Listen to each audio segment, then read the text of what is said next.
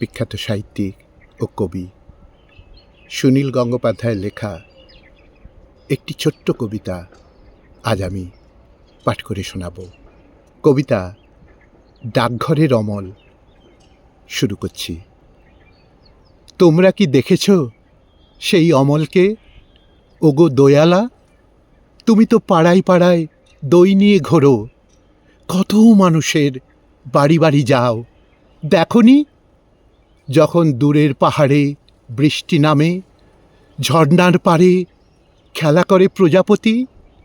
অমলকে মনে পড়ে? ওগো পাখিওয়ালা, তুমি দেশে দেশে যাও, অচেনা দেশের অচেনা পাখিরা জানে অমলের কথা।